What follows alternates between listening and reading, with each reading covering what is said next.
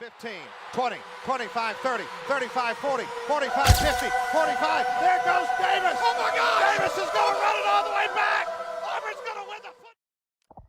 What's up, kid folk? Welcome back to Bubba and the Old Man. I'm sorry if there is... I'm re-recording the intro, by the way, because it was bad. You could hear everything. I'm kind of trying to see if this spot works better, but I'm basically in a shed right now recording this. It is not soundproof, so I apologize if you guys hear the background noise. But today we're talking Maalik Murphy, who's visiting on Wednesday, which is today, by the way. Going into this man, arm talent, elite, next level arm talent. I'm talking arm talent we haven't seen at Auburn. Issue, turnovers, can't run.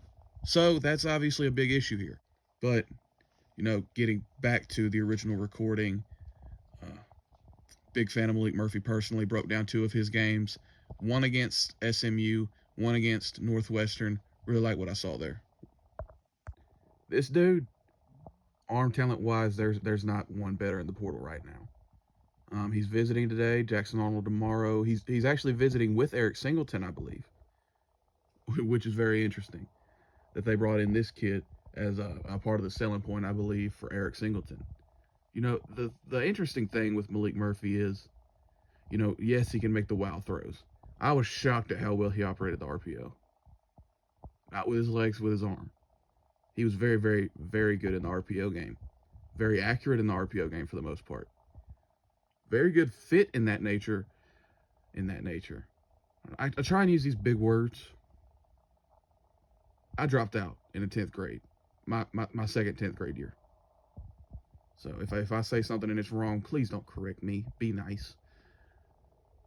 But, I mean, in the RPO game, he was accurate, man. And he operated it really well, and it was a lot of the same things we've seen from Auburn in terms of the, you know, the glance slants and the one-on-one shots, and he operated the quick game very well. I really liked what I saw there in the quick game. I mean, even if it wasn't really there, he'd split 2 defenders on a spot route, and it was just incredible to see.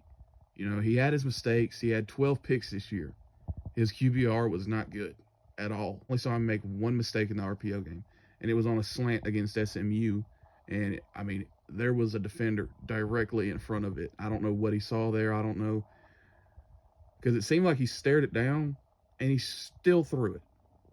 In the drop back game, you know, the majority of his picks came from there.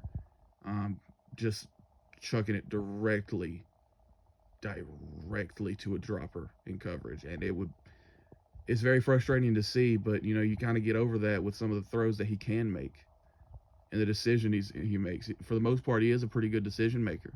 He throws the back shoulder pretty well. I liked what I saw there. So that was pretty impressive. And, you know, the major downside here outside of, you know, completion percentage, obviously you look at that, not great. Turnovers, you look at that, not great.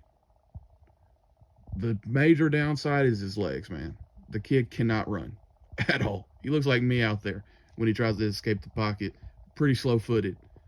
You know what I mean? He does a decent job getting out of a bad pocket and throwing the ball away, but in terms of, you know, just getting out and picking you up 5 yards, 7 yards, the way Peyton would on a pretty consistent basis if the pass protection broke down, that ain't him.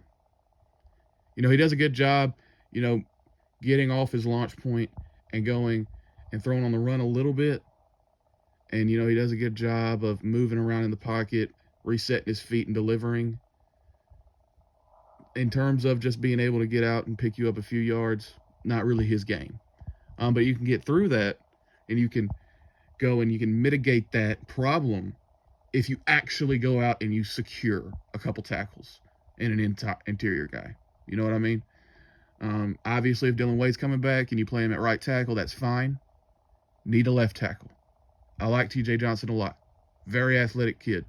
We saw this year he's not ready. All right, and I can't bank on him improving that much going into next year if you're going to have a statue at quarterback, right? Go out and get you a left tackle. Go out and get you a guard in Wendell Moe, who I believe has already set up a visit. A kid that had a really good 2023. Pretty solid pass protector. Need to secure a blindside tackle for this kid. All right, and if you're bringing Dylan Wade back as a guard, better go get a right tackle. We have one visiting, Josh Thompson. You know, and I was listening to the Auburn Live recruiting show. I'm a big Auburn Live guy. I was listening to them talk about it, and, you know, people were wondering, why are you bringing in a guard? You better go, and with Dylan Wade's portability, as Alan had said, very interesting term, having this guy who can play 3 different positions, potentially 4, that is why. Because if you bring in Wendell Moe, you slide Dylan Wade out to right tackle, you bring in a left tackle. I do not want to see Dylan Wade on the blind side next year, by the way. It is left guard to right tackle for me. You bring in that stud left tackle who can pass protect really well. And you move into this year, and if you have Maalik Murphy at quarterback, you cannot have pass protection issues. Because then you will be so incredibly limited in your offense. You won't really be able to take shots on a consistent basis. Because if it breaks down, Maalik Murphy's not going to be able to get out and make something happen, right? So you better go, and if you're going to land Maalik Murphy, which is an idea that I really like after breaking down those 2 games. I mean, I like him better than Arnold. You go, you bring in a left tackle, you bring in Wendell Moe, you stick Dylan Wade at right tackle, boom, we're ready to go, right? And this is me assuming Jeremiah Wright's coming back. You go out and you land an Eric Singleton, you got something cooking right now. Because this dude, he can grip it and he can rip it. The big question with this pickup is obviously, you know, outside of the completion percentage and outside of the turnovers, can he operate some portion of this run game with the quarterback? I have no idea. He wasn't asked to do that at Duke. He had 7 true rush attempts this year. I doubt any of them, maybe a couple, were designed. You know, designed or zone read or power read. I doubt they were really asking him to do that. I didn't see it in any of the games I watched. Just, can he at least pull on the zone read and pick up 5? Pull on the power read and pick up 5? Do they have to respect him at all? Because if they can't, that's obviously going to be a detriment to your offense.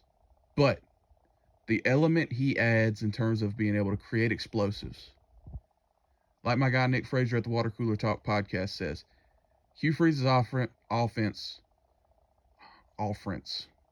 Jesus, I'm not cutting that out. I'm not editing anymore. Hugh Freeze's offense operates at its highest efficiency when you can create 2 explosives a quarter.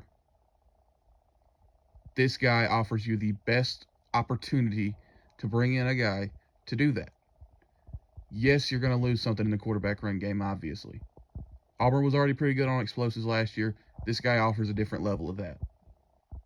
He has the confidence to do that. You're going to have to deal with the bad. You're going to have to deal with the double-digit turnovers to get the big plays, right? That is what he offers. Efficiency, in terms of as a passer, can improve. Turnovers can improve. But in terms of raw arm talent, nobody offers you more than him. Arnold doesn't offer that yet. Maybe he can with some more development. I don't know. You lose some in the run game